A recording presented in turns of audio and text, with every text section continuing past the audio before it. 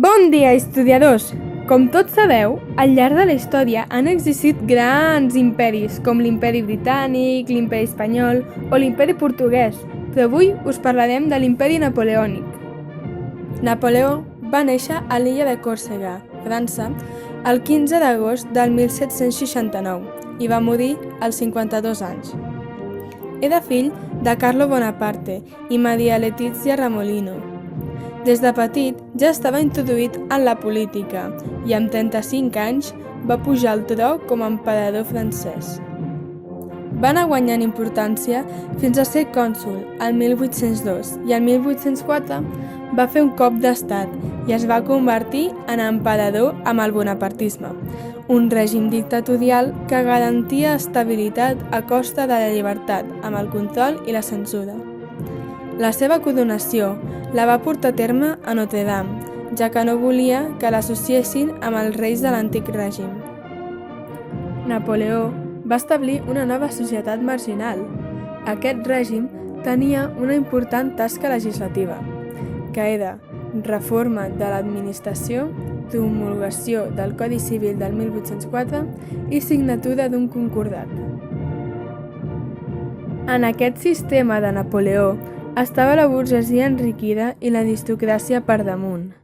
La classe social més baixa era la monarquia borbònica i els republicans. Napoleó imposa l'hegemonia francesa i estableix un sistema d'explotació econòmic amb el pagament d'impostos i l'aportació de soldats als països ocupats. També comportava l'establiment de les idees de la revolució, que eren el Codi Civil i eliminar els drets feudals. Això va fer que la gent dels territoris ocupats sentissin rebuig envers l'imperi francès. La derrota de Napoleó. El 1813, davant el fracàs de la conquista de Rússia i la derrota d'Espanya, molts estats europeus van formar una gran coalició antinapoleònica que va fer que la situació es capgirés i fent que a poc els francesos anessin perdent més territori, fins que, al 1914, París va ser ocupada, destituint a Napoleó i desterrant-lo a l'illa d'Elba. Això va fer que França tornés a tenir les fronteres del 1792 i l'estat francès va restaurar la monarquia borbònica. A l'any 1815 va guanyar forces novament retornant a París per recuperar el seu lloc. Aquest ascens es diu els 100 dies. Napoleó, però, finalment va ser derrotat a la batalla de Waterloo i deportat a un territori molt llunyà, l'illa de Santa Helena, on va passar la resta dels seus dies. Definitivament va arribar el dia de la seva mort, el 5 de maig del 1821, a Santa Helena.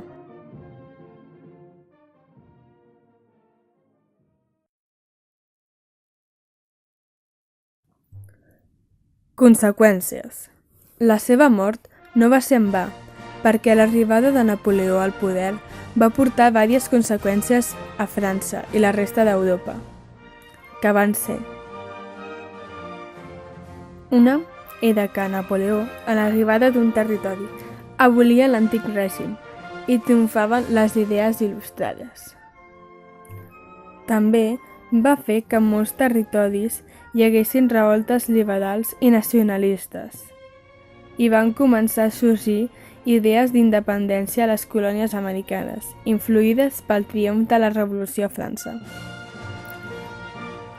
Per últim, es van aprovar constitucions i, per primera vegada en la història, es va definir per escrit els drets i obligacions dels governants i els governats i es va organitzar el poder de l'Estat.